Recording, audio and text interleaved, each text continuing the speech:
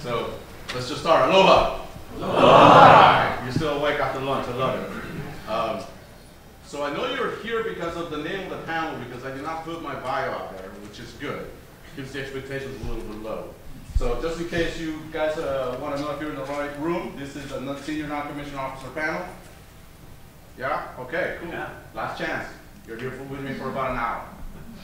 All right, so like I said, there was no bio for me. That I was for a reason that we want to have more of a conversation with you guys and get any questions that you might have for us. So I will let the panelists obviously introduce themselves, but first I'll introduce myself. My name is Chief Master Sergeant Ricardo Cabezas. I am currently the Senior Enlisted Advisor to General Miles, who is the Command Communications Control and Cyber Directorate in U.S. Indo-Pacific Command, J6. I hate that title. I hope it was just 2 words, but that's how we do it. So with that said, I'll let my panelists introduce themselves. We'll start with starting me. I sat down here because I thought I'd go last. No. I know your tricks. Well, that's good, because I do want to say, for one, thank you for inviting me, and for two, I think this is probably the first time the Army has been a minority compared to the Air Force, so cool. Wonder why. No, but greetings, team. I'm Sergeant Major Katrina Richardson, currently the 1st Corps G6 Sergeant Major. Prior to that, I was the 516th Theater Signal Brigade Command Sergeant Major. So well versed in the Pacific. I've actually operated out here a total of 8 years in my Army career. And what I will say is, as we lead into this discussion and we go through some of the questions and answer your questions, I want you all to think about one thing, right? Right now, especially as non-commissioned officers, the backbone of the organization, whatever service you're in, we're in the most consequential theater at the most consequential time. And what does that mean? Think about the massive water between land masses. Think about the adversaries that we have in our theater of operations, and then think about the challenges that our non-commissioned officers face in whatever military service you're in. So I'll leave you with that. Thank you for having me, and I look forward to our discussion. Aloha, Senior Master Sergeant Sherry Matson. I am a reservist assigned to Indo-PACOM J6, so I work with Chief Cabezas for Indo-PACOM J6. I worked as a contractor with NPE for about 5 years up at Indo-PACOM, so I'm very familiar with the mission partner environment, network, and capabilities. One of my visions is to work with Indo-PACOM and enhancing reserve integration across the joint operation. So I'm here to talk about all the interesting cyber topics today, but hopefully we can get to a better vision on how to integrate reserve forces. Good afternoon. I'm Senior Master Sergeant Marty Reinhardt. I'm the Senior Enlisted Advisor to Colonel Veneta, who is the Commander of Defense Information Systems Agency Pacific. Have a pretty diverse background over the last 20 years. So I've done traditional base comm, fixed comms, right? I've done AWACS and JSTAR support, AOC weapon system, offensive and defensive cyber, so a lot of different things. So glad to be here and look forward to talking with you guys. Good afternoon. My name is Chris, or Senior Master Sergeant Chris Pedden. I'm the Senior Enlisted Advisor to Colonel Vanyo up at the Special Operations Command Pacific. I've been here just about a year now. It's been a very fast-paced year. Background is roughly 10 years in nuke surety protection. And then 7 years on DCO with CPTs and a couple other Air Force weapon systems that we've had. Good afternoon. I'm Senior Chief Carlos Schellmeyer. I work out of the Cyber Operations Integrated Planning Element at U.S. Indo-PACOM. We're actually embedded within the J6. So I've been in the Navy just about 18 years. I've worked about 14 of those in cyber, and then all those in offensive cyber operations. So I have not been very diverse, but I actually think that can definitely be a strong point, having that many years in offensive cyber. So I'm very excited to be here, and just thanks for having me. Awesome. So welcome, guys. Thanks for joining us.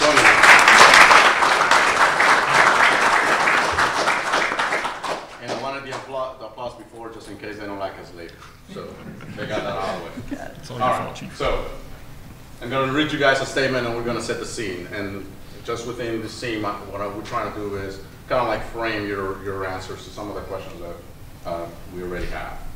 So, here we go. And yes, I'm gonna have to read you guys. Our personnel on the front lines possessing an replaceable vantage point, shaped by their immediate experiences and insights. Recognizing this, it becomes imperative that we equip enlisted members not just with orders, but with the resources and latitude they require to generate fresh ideas and innovative solutions. This approach is not an indulgence. It's a strategic, bolstering a potent and responsive military operations. Empower our junior and mid-level leaders does more than improve morale. It ignites a culture of innovation.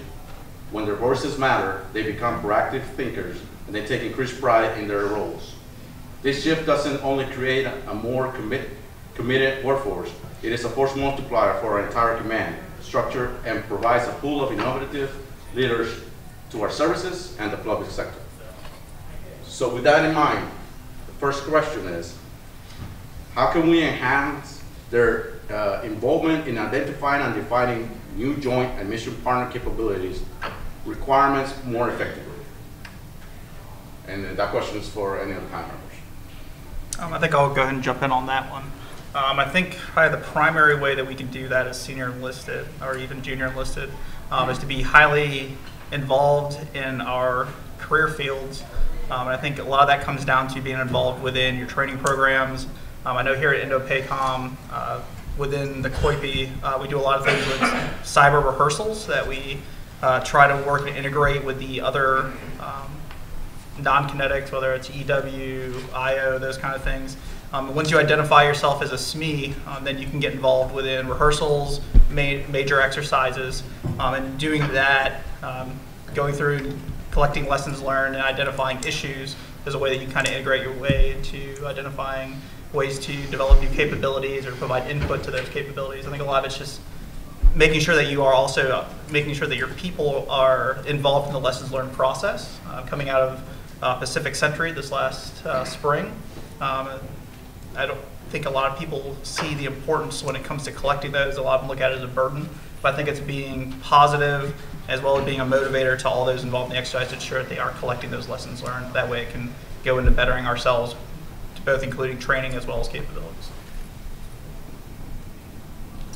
Okay. I think for us here in the Pacific, we do a great job at it. The question is, how do we expose more of our NCOs to the opportunities? And when I say in the Pacific, we do a great job, I mean, when you think about the joint environment, the opportunities we have here, when you think about DISA, when you think about MDTF, and even just going to Korea or Japan, they have the opportunity to work with local nationals and some of our other partners. So what we need to do or should do is expose them earlier, and that will come on the senior enlisted personnel. How do we manage talent and expose our NCOs and our juniors at an earlier level?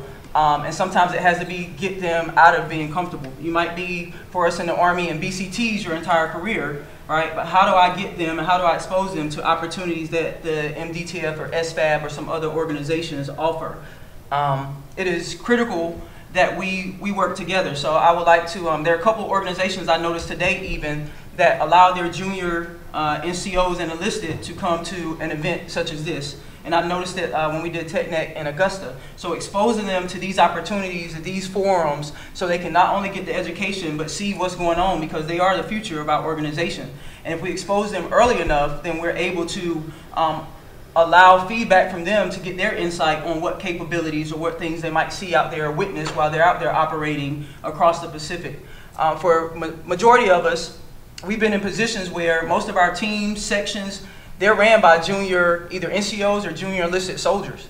It's not some senior first sergeant out there in the middle of, you know, the Pacific operating. It's our junior soldiers. So now, not only do we empower them in that aspect, but what feedback mechanisms, those lessons learned, are we getting for them, and ask them, hey, how was this exercise or how was this campaign? And then what can we do or provide you to make it better? And that's what we got to do. We got to start at our level and solicit feedback from their level, because they probably have a better way of doing something that we've been doing for years and just haven't capitalized off the opportunity.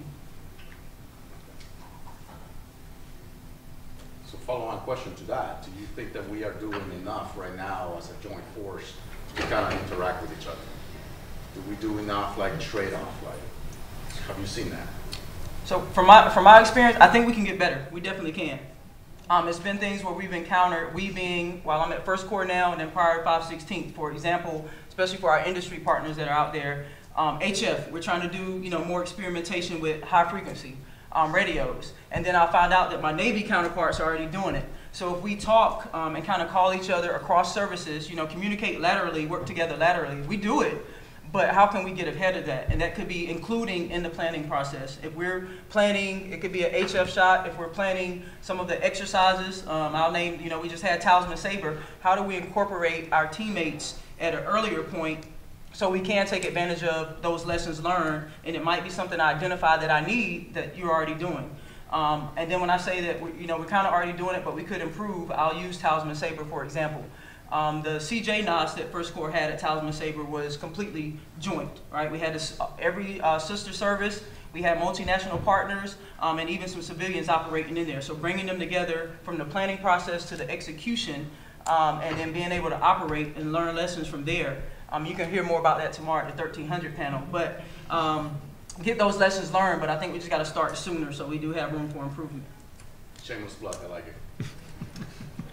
That's kind of right. So I would say just from a DISA perspective, so we are heavily integrated with all of the services. So ma'am, I think you're spot on. We've got to get that feedback loop open early, especially from our young folks, and give them that opportunity to show us some new ways of doing things that maybe we haven't done in the past, just because that's how it's always been. We hear that a lot at DISA, right? That's how we've always done it.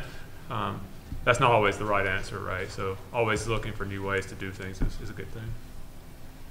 I think from the reserve side of the house, I would say to piggyback on both of those things, getting the right people in the right places and the right opportunities.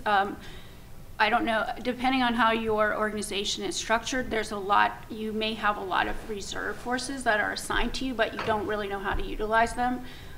One of my visions is to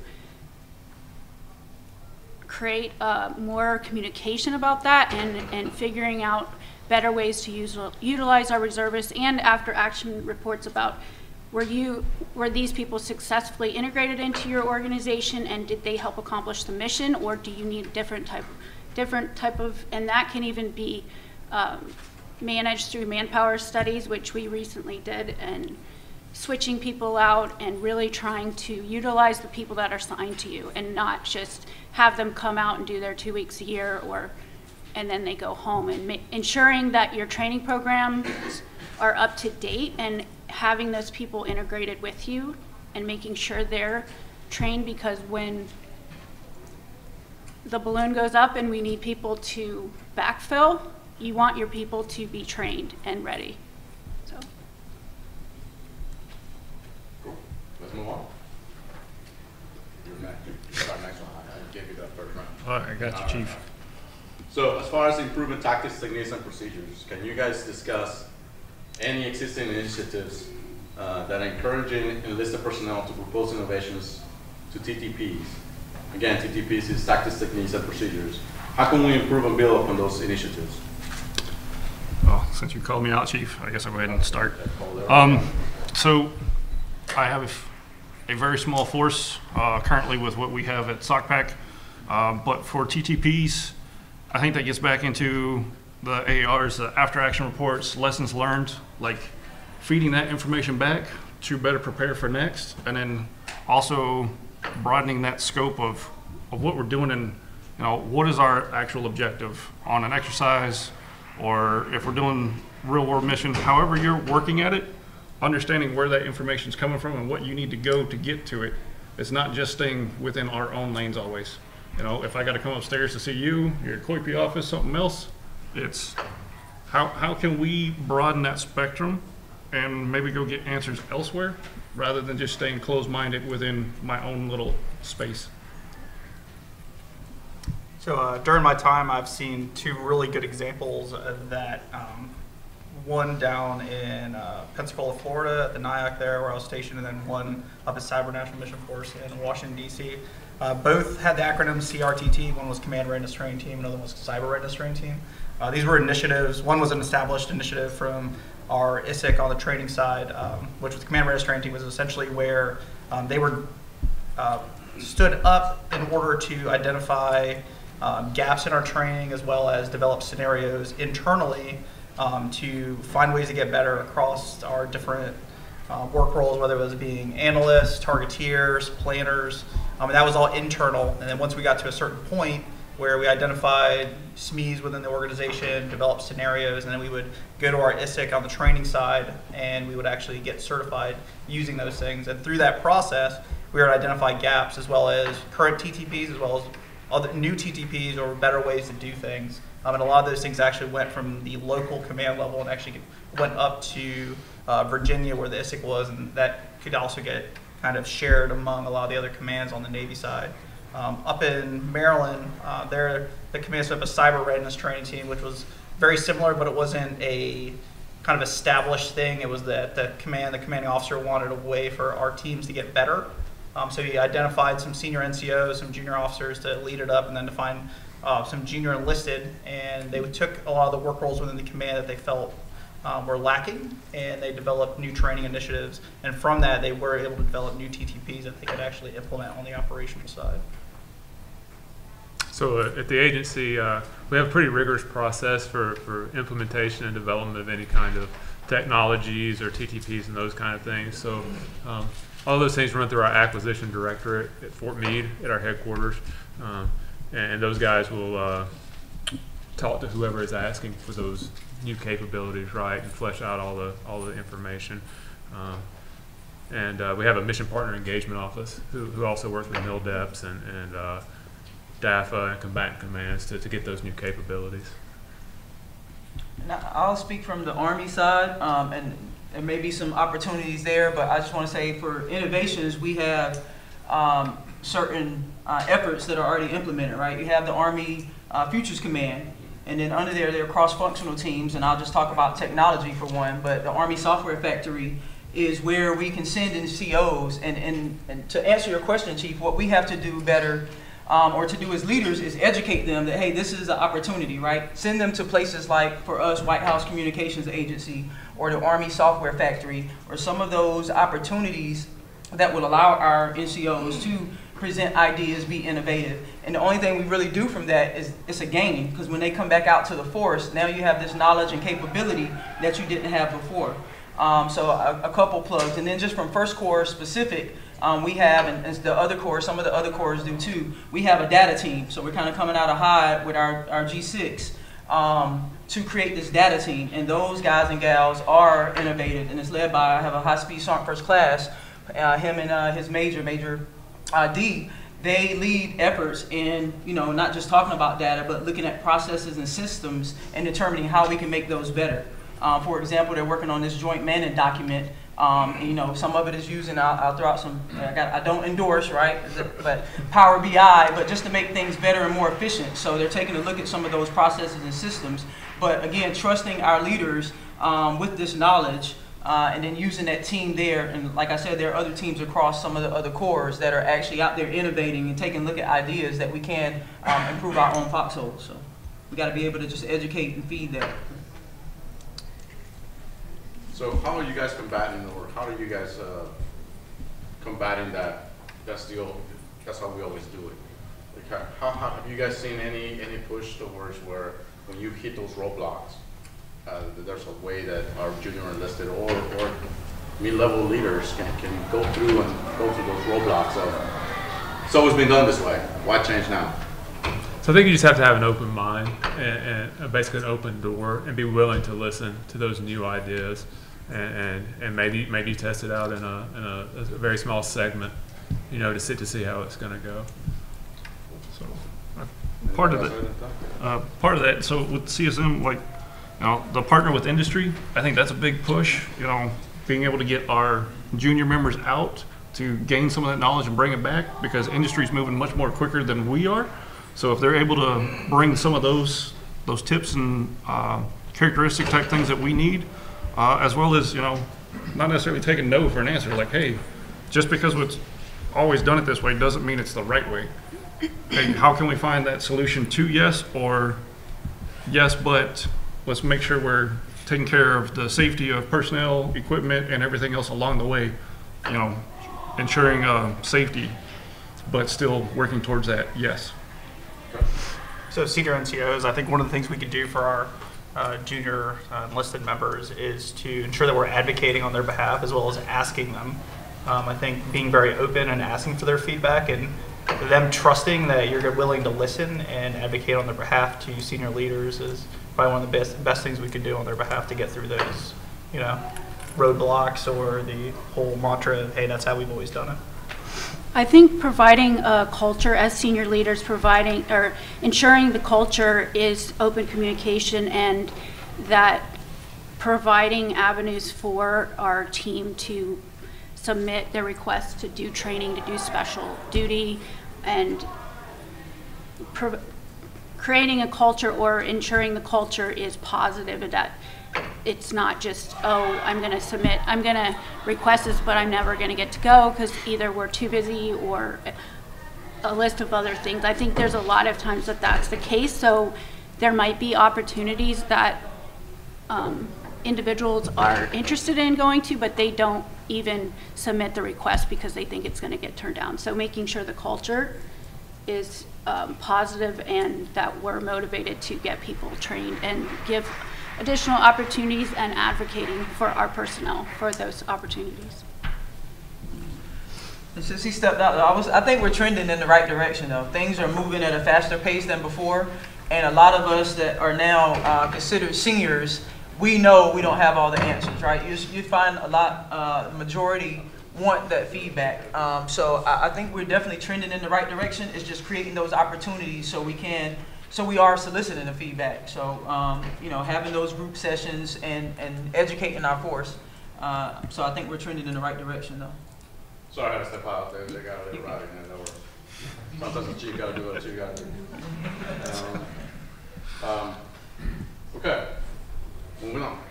Let me get back into characters. If you're not listening, I have to go back. What do you believe are the most significant technology barriers currently limiting our interoperability with allies and partners? And how might enlisted members be empowered to address these challenges? Yeah. Okay, I'll jump on that grenade. Yeah, who wants to jump on that grenade? That was like 3 questions though, Chief. But no, the first thing that's right? limiting us is definitely policy. But we know we can't, at our level, affect policy, right? We can bring it up, we can advocate, we can, you know, use our voice, but at the end of the day, there are certain things in place for the safety of our team and our network. So the question is, again, I think it goes back to communicating laterally. What is the Air Force or the Navy or the Marines already doing that we're trying to do, or vice versa? And then as far as the challenges for the NCOs, we have to understand is you know, if it was easy, anybody would do it, right? So just being able to work with what we have, but then when you do see or have some of those ideas, again, the greatest thing about our world, about the U.S. is our services. So what is someone else doing and what capabilities are out there?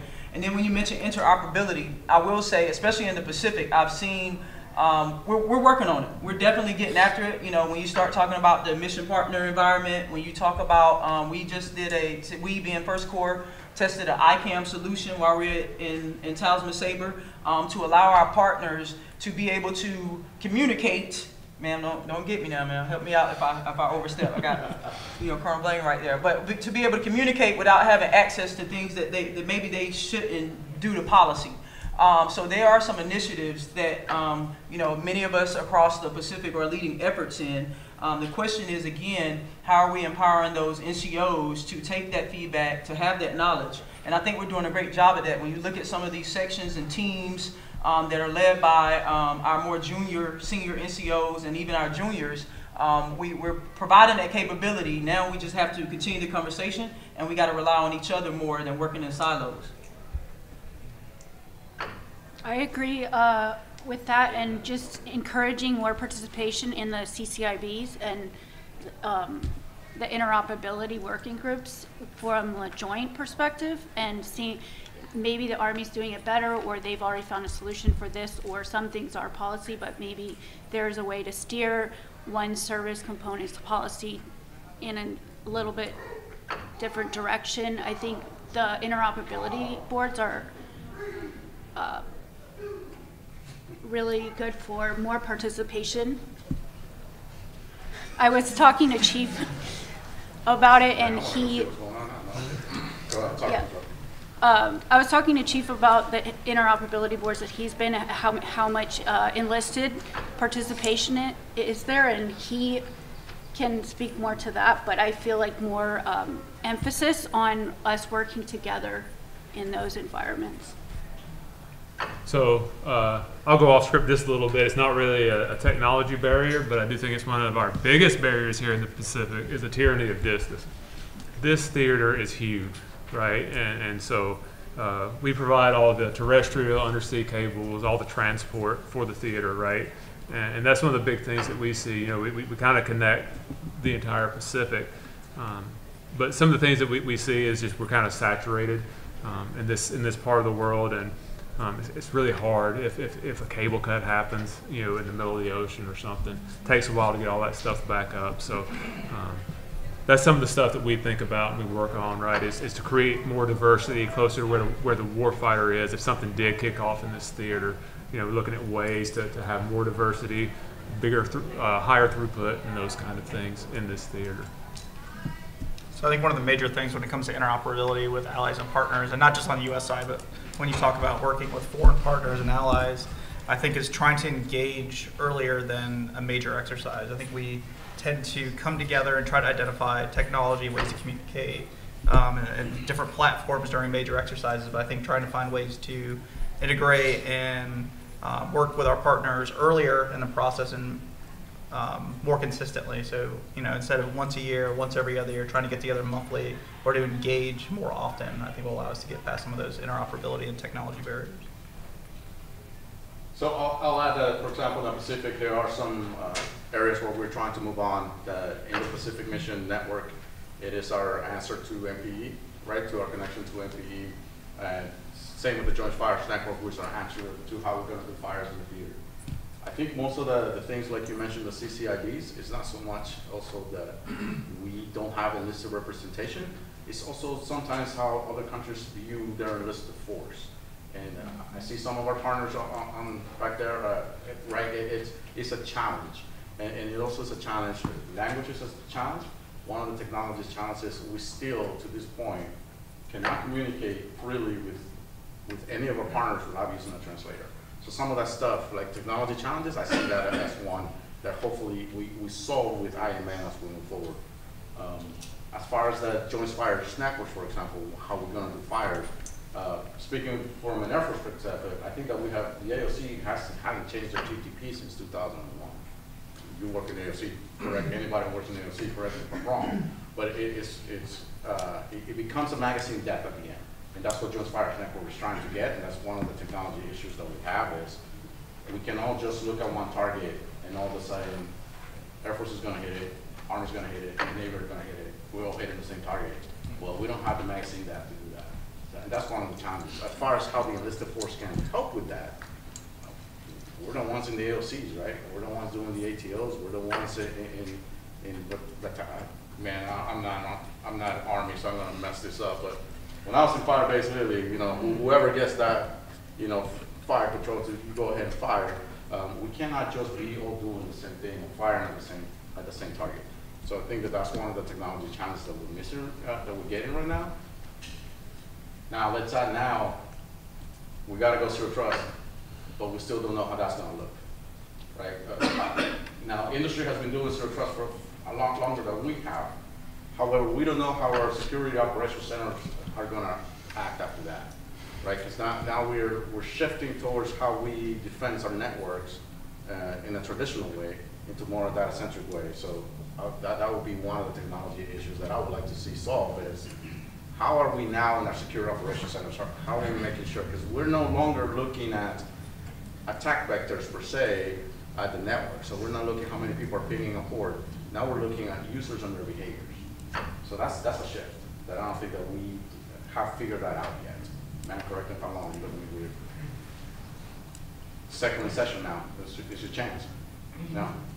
You're doing great. Lieutenant Colonel Shapiro about it. Okay. So, got about half an hour left. Got one more question, or we can just start asking them questions, see what they got. What do you guys want to do? You and our chief. You guys want to shoot? All right, who's going first, sir? Yeah, I got a question. Man, just going back to, I heard you bring up a situation where, say you're looking at a requirement for a high frequency radio, and you start initial conversations on, what solutions are out there to best prepare you for that. And you get down the road, and all of a sudden, maybe through hearsay or through talking to somebody else, the Navy's kind of a bit away ahead from that standpoint. Do you guys have any solutions in place that could better enable you to gain awareness on something like that from another branch, say like SOCOM's using a tool you want to mimic? Is there anything in place right now that can provide you that information? And if not, would finding a solution to embed all the DoD components as far as what they're evaluating, what priority level, would it be helpful to gain access to something like that where you can share ideas in a common space? Okay. So anything that we could go seek right now, no. So that's why I keep harping on we just got to communicate better. So recently we did what we call the Signal Summit in Washington, which brought every organization, all the communicators, regardless of what unit they were a part of, together. So we could talk, and that's how we learned a lot of the things that either MDTF or First Group and some of the other organizations had. And then we had some of our industry partners there as well, giving us advice on solutions based on us presenting our challenges and talking to some of the other organizations. So that is our first tackle at getting everybody together to see what's available, but then also across services. So for example, when I was here before and we were doing some experimenting, then we found out, hey, the Navy's been doing this, so let's call our Navy battle buddy. So of course it kind of requires a little more effort on whoever that service member may be to kind of seek that point of contact or solution. So if there's a database, I'm sure we would be open to that. Because one thing I found, right, not just policy or the tyranny of distance being a challenge, it could be even organizations internal to whatever service you're in, and you see this shiny new toy and it works well, so let me acquire it. But then this unit acquires a new shiny toy, and now these two toys don't communicate, right? They're not interoperable. So how do we get better at that? And I think communicating, which is layers to it, because what a sergeant major may see and do in the meetings they have up here doesn't really at the moment help that soldier on the ground. So if there was a database of such, then that might be more ideal and quicker to serve us, yes. Sure, just one follow-on if you don't mind. So it sounds like you mentioned the first crack at understanding what other components are using. You guys met at a conference, I guess, in DC, is that correct? No, at JBLM in Washington, the mini okay. DC. Roger that. So you guys were, roger that. So you guys were in person. If Yes. there was a way to do that in a secure format where it didn't require people to be in person, and you were able to, it sounds like when you said maybe a senior enlisted or a senior officer may have access to certain information based on classification levels. If you guys were able to compartmentalize that into a platform with, say, I don't know, role-based access or something like that enabled people from anywhere to get up-to-date information on the latest and greatest technologies that didn't require people to travel and convene, once a year. Is that something that you guys would have interest in if it created more efficient workflows in the evaluation process? I'm sure there will be interest. I'm senior NCO, so I don't want to give you the disclaimer now. I'm not authorized to blah blah blah blah blah. But no, I'm sure there will definitely be interest. I would be interested in it because again, any solution that can get to to the edge faster and facilitate us quicker and better, I'm sure everyone's on it. Then we also have to deal with resources and stuff behind it. But having that initial conversation and potentially something that can help our force communicate and get that information, I'm sure that would be great. Yeah, I'd love to chat with you offline for a minute or two after this if you have some time. Thank you. Sir, and especially if it's something that, like you say, can be accessible by everybody. Sometimes these guys on the field, they just do because that's what they got. And they don't know that there's something better. So we continue to do the same thing year after year after year. Now, we're not going to get into the discussion of how hard it is to procure stuff in the military. We all understand that part. But yes, sir, I think that would be something very useful to everybody. With the same disclaimer as I'm just a student here. Yeah, no worries. Thank you. Yes, sir. Yeah, so it seems like a big step towards like an innovative enlisted force would be multidiscipline engineers. So I've coincided, I know we're standing up super coders, which is pretty cool. But are there efforts like that in the Indo-PACOM or PAC area right now? For super coders? Yeah, super coders. making enlisted software engineers? You want to start programming? So, I got the guy to talk to right here. programmers. So right now, I think that the only program that I remember that it wasn't supercoded was Tron. What we used to Yep. call Tron. Oh, it's So I think that still exists within the 15th wing, correct me if I'm wrong, sir. It's not something that we, like you say, supercoders, or is that part like an NFSC, or I'm sorry, a career field? No, or MOS or point. I mean, there's really nothing in there.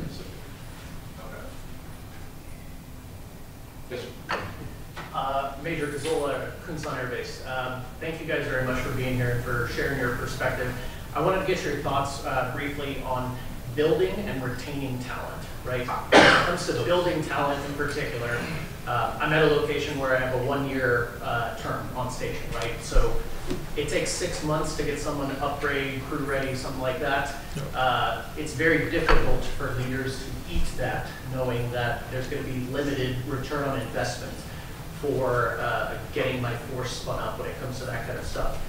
And then when it comes to retaining talent, some of the skills and training and whatnot that we need our young enlisted to exemplify translates much better to the private sector if we're speaking candidly, and they get coached for a lot more money than we can offer in the DoD. So I wanted to get your thoughts on specifically those aspects of building and retaining talent. So, I know for me personally, so I've done 3 years in Interlic, so I've been on the short tours.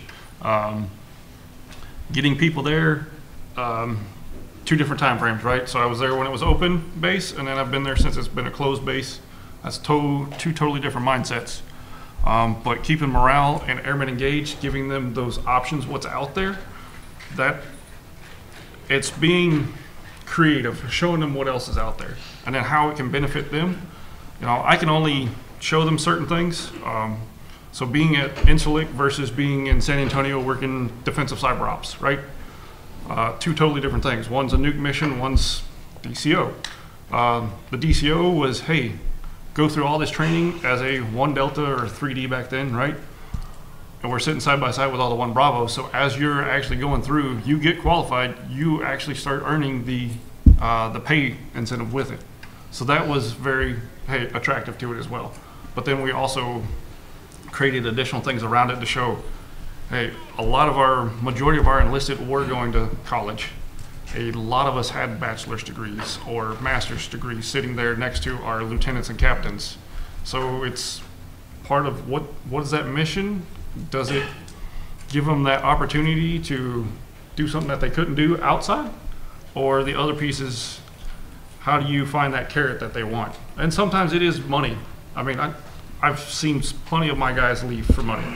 But some of them had a plan to do that, right? But during that 5, 6 years that they were there, they made the best of it they could. So you work on training that replacement. Hey, sometimes it was hey, you're leaving, but how about going to do Palace Chase, Palace Front, continue that elsewhere and help grow the force, not just where we're at.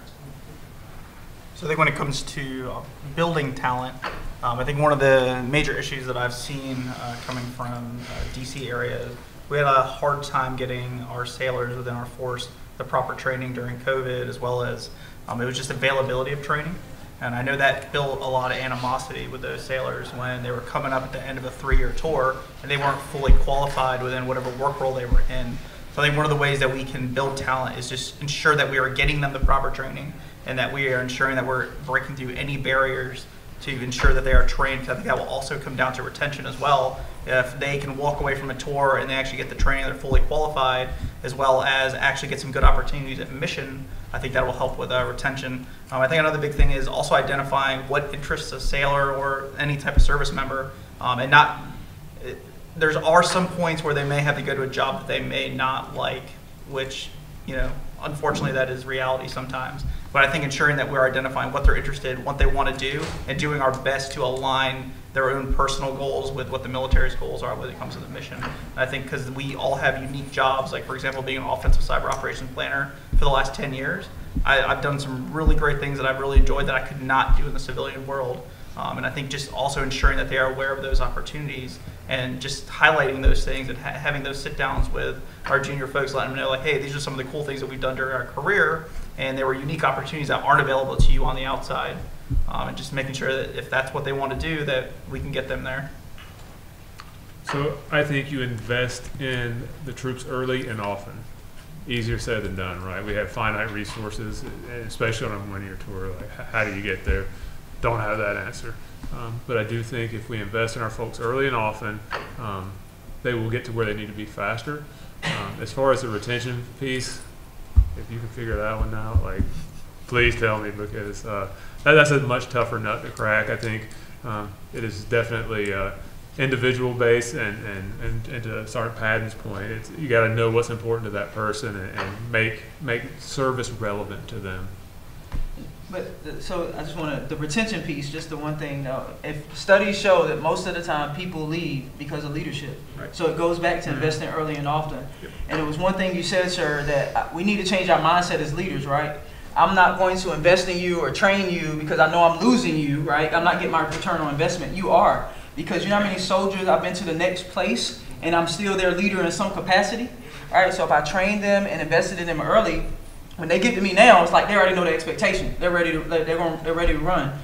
So we need to change our mindset. So we are doing that. It is a return on investment because we should be here for the organization or the service. And if we look at it that way versus just our piece of the pie, then, I mean, you can't have the piece of the pie without having the pie. So, and I'm going off on a tangent now, I'm sorry, because but just take a look at that. We got to change our leaders' mindsets. They got to know what the purpose of it is. Whatever organization made that a short tour, this is all you're getting, but get as much bang for your buck that you can. And then when you send them off to that next assignment, they're going to be better trained, and they're going to, provide some return on investment. I would say too that there's a double-edged sword with reserve forces, but the advantage to reserve forces is the continuity. So that's if you build your team of your reserve team with people that are highly qualified and can meet your mission needs, then you're going to be better off, and they're going to be the continuity. So you're saying send them all to reserve if they want to stay active? Well, you're talking about industry qualified. We got one more question, but okay. So you're either going to hate this or you're going to love my answer. And I'm sure that I'm going to break the room in two ways. One, I think that anybody who's coming into any cyber curriculum should come in with a service commitment. Now, why do I say that? Because why not partner with the industry? Why not partner with them? Hey, I'll give you this guy when it's time. But invest in us for the first 6, 8 years, whatever it is. And I guess this is Chief Cabeza's vision, if I could. Right? Invest in us. Give us the technology. Let us go through our repetitions. And if he wants to go, we need the same cyber operators in our civilian sector as well. We have critical infrastructure that we don't know how it's being protected. And because of how our government is, we have absolutely no authority to go in. As far as the career, I don't know why that's still a short tour. Why is that still a short tour? I think that we need to question that. And also, first-term airmen should not be going there. Right? First-term airmen should not be going to Korea. They should be trained, and at least you should have a minimum of, hey, I need a certain level of, right? So, I don't think that for the Army, you guys don't go to Korea 1 year?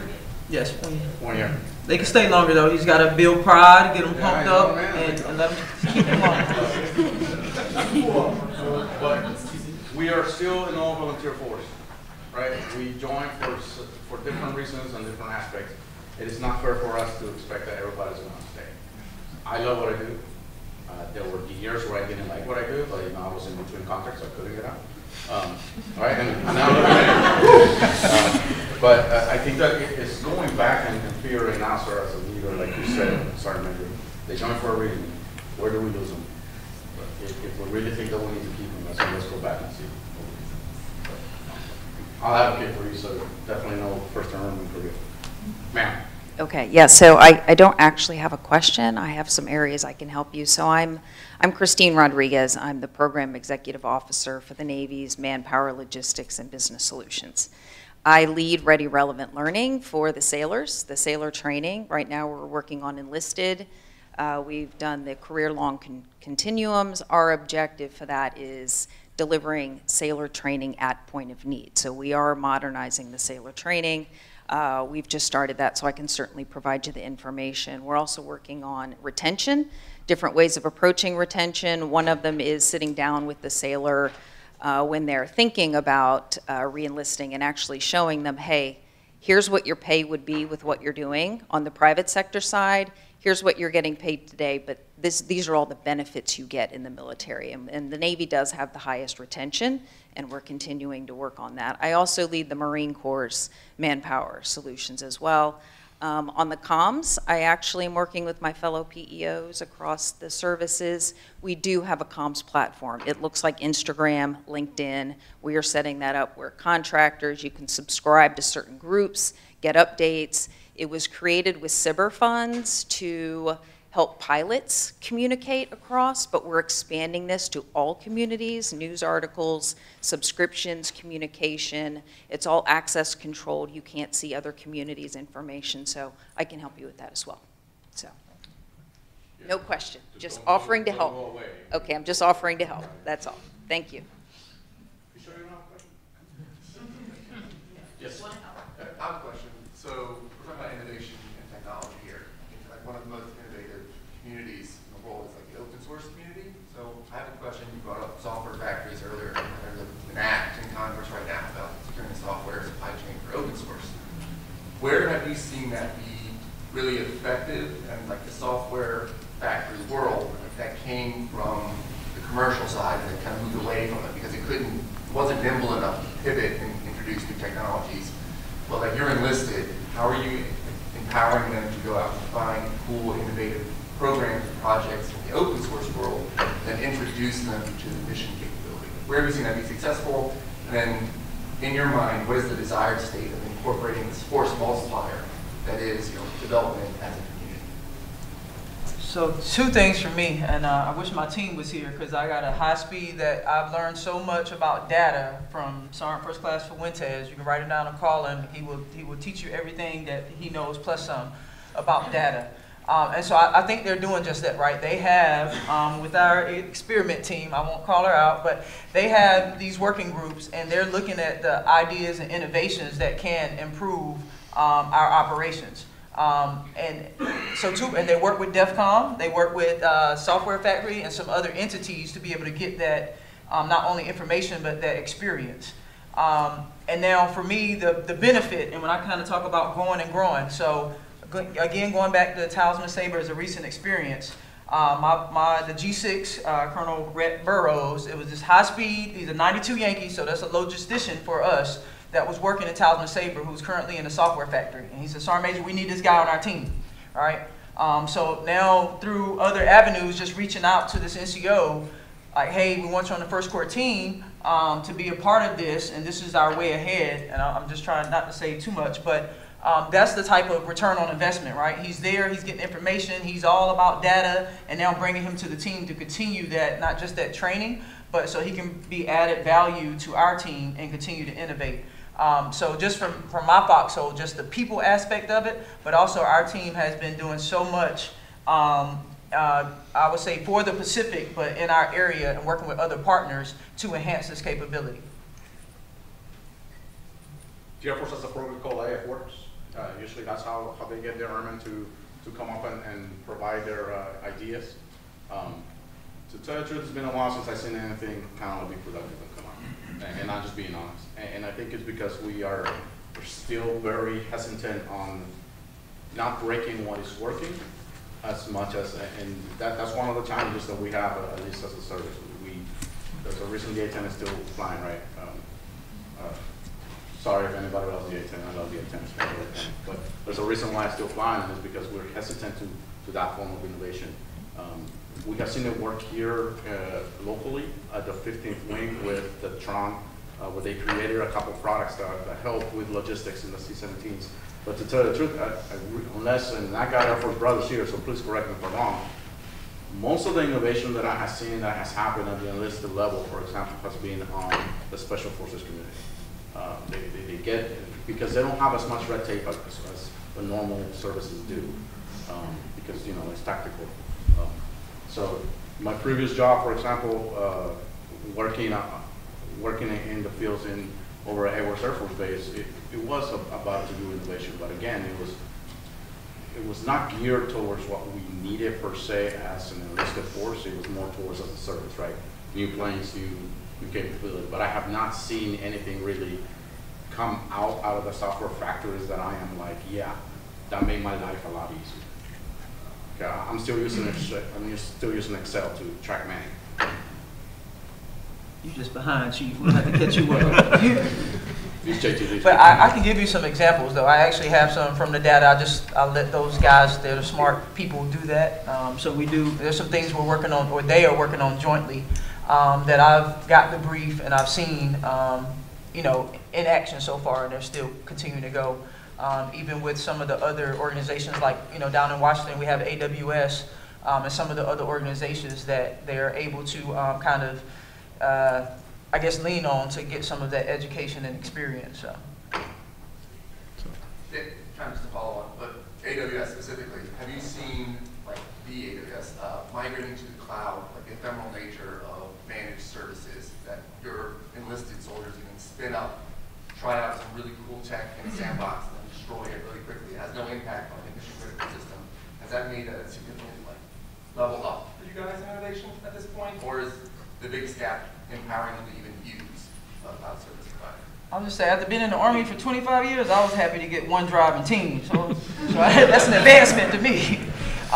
So I can't, you know, speak on that per se, but I do see that we're, again, trending in the right direction. But when you add some of those resources and policy and funds, it is some constraints. But I will say there are, you know, things out there in the works, and people are working together to kind of improve. It just may not be at the pace that we would prefer. So, for the first part of that was, I wanted to say, I mean, Chief kind of touched on it. So SOCOM has soft AT&L. So they are armed to go out and do a lot of those innovations and figure out what we need and be able to test and bring it in, because we're such a smaller force before it comes to any larger force. As far as the cloud piece, like, I mean, that sounds great. Yeah, I'd love to be able to be out somewhere and setting everything up, but then I gotta turn to DISA and be like, DISA, how much throughput do I have to actually access all this stuff? And then how many personnel do I have sitting there that are trying to do the same thing? Or how many people are pushing through the same pipe? So it's great to have, but is it realistic out at the front wherever we're at?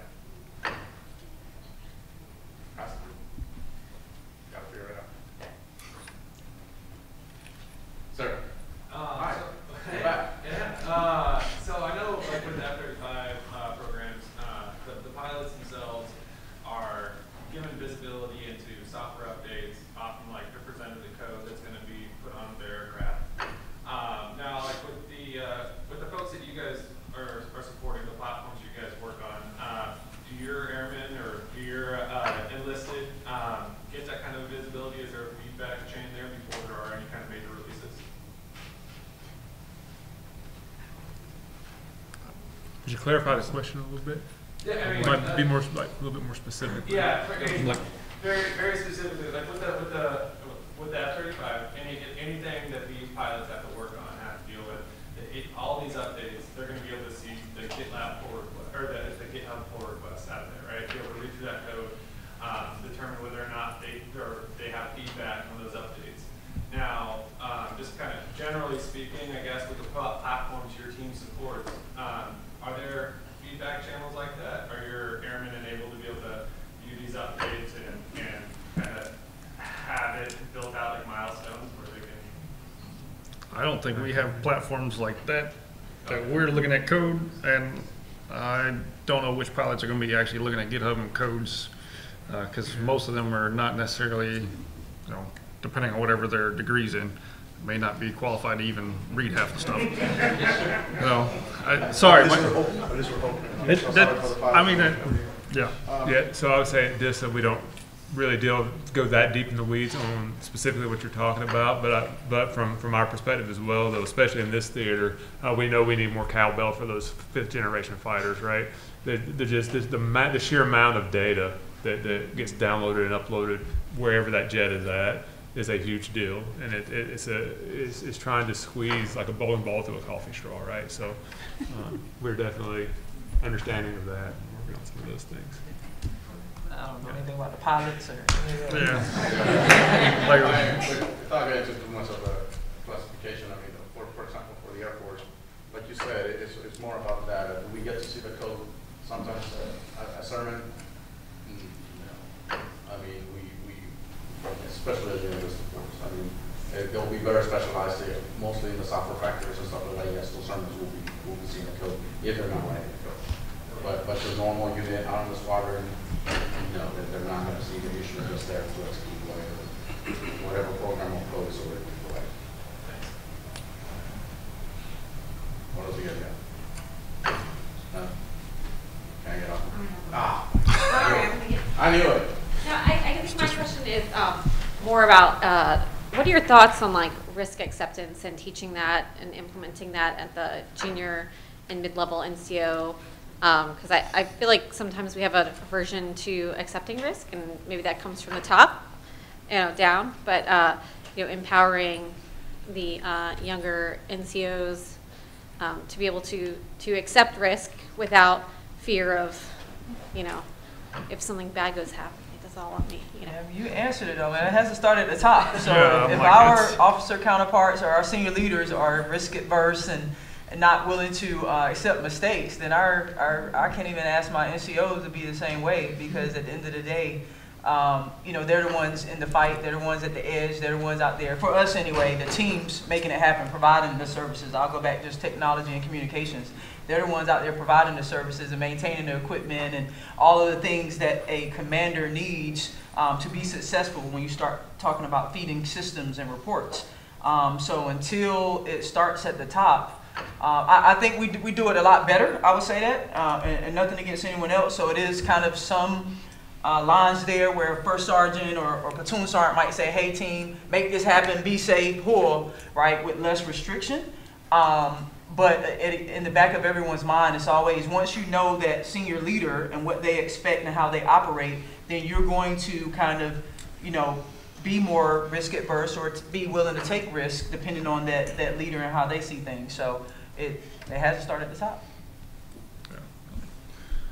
I would definitely agree, but it also goes back to the start where we talked about empowering, right? So we need to empower them. So if you're telling them they're empowered to go do all this stuff, but then we're going to say, well, you don't have the authority to accept risk at your level, then what are we really empowering them with? You've got to help educate them, especially from you as a lieutenant colonel, right, ma'am? Right? So you're going to pass whatever. Hey, for us up here on this side, right, as enlisted, hey, go do. All right. Sometimes it will be we'll go do, or we'll be like, ma'am, this is what we can do. Are you willing to accept this piece? And knowing where that risk needs to be accepted may be some of the other piece of that. What level of risk are you willing to accept in that empowerment, as we can translate it down to say, all right, the staff sergeant or senior airman or specialist can get after something, and that way where they actually feel that empowerment to go perform those actions. I think when it comes to taking risks, especially in enlisted force, I think we have a lot of work to do there. I think it's a culture thing. I know even during exercises, it's an exercise, and I see people who are scared to do new things or take risk, and it's not even real world or an operation, because they're scared that a senior leader is going to come down on them because they failed that exercise or rehearsal or whatever it is. So I think it's a culture shift that we need to make as a military to empower our junior folks to take risks, if that's what we want. So I think it's something we need to communicate and do better with it when it comes to the culture side. Because right now, like I still see in exercises where people are scared to take risks when it is an exercise, and that's the whole point, that's the place you need to make mistakes or to try new things, because it's not real world. But part of that, we have to give them time to train. So if I've trained and built proficiency, then I might be more acceptable to risk versus I got to go do this and execute. Now I might be a little more apprehensive. So that, you know, and for the Army, I said the white space that doesn't exist, if we don't build that in those training calendars and give them time, then I'm not going to be able to build that proficiency. So yes, I will be a little more, you know, scared to take those risks. To me, it comes down to trust. And what trust do I have with that command leadership and the trust that I have with my people, right? And the Union Enlisted. You have to be able to, you as an officer, trust me, as a senior enlisted advisor, that I am with you and for you. So we have to build that trust quickly. And that's a conversation that we need to have, right, at that level. And I also need to have the trust of my people. So they know that that their stripes are not just for good looks. Even though they do look good on me, but you know what I mean? But they're not just for good looks, they're there for a reason. And I think that that's something that sometimes we fail to, because sometimes we are asked to go be the bad guy, right? And it's okay, we can be the bad guy, but we also need to be their advocate when the time comes. So I think it has to come with trust. So to the officers in the room, it's like, how do we build this trust quickly? Because you are there in a shorter period of time than we are, right? Sometimes I don't even get you for a year and you're out. And we stay a little bit longer. So how do we build that trust? And I think that that's a conversation that needs to happen quickly and often. So from there, I can go back and say, all right guys, I got your back, this is what we need to do when we go, and I got your back, right? Both ways. That's kind of like my take. All right, I kept you for 2 minutes over the hour, so this is it. Just a couple shout outs. I want to thank my buddy, Command Sergeant Quentin, for keeping me on track. Because he gave me all the answers, and I just had to ask him. And a shout out also to the Pacific Air Force's Cyber Systems Squadron. Thank you guys. If you guys don't know, the Cyber Systems Squadron has a joint collaboration and exchange program. It's extremely important. They are not waiting for exercises to start to having those conversations with the sister service. So if you guys have needed more information on that, please hit Senior Nickerson. Yeah, SharePoint site, make it work. Yeah. All right, guys. Thank you so much for coming. Thank you. I'll see you.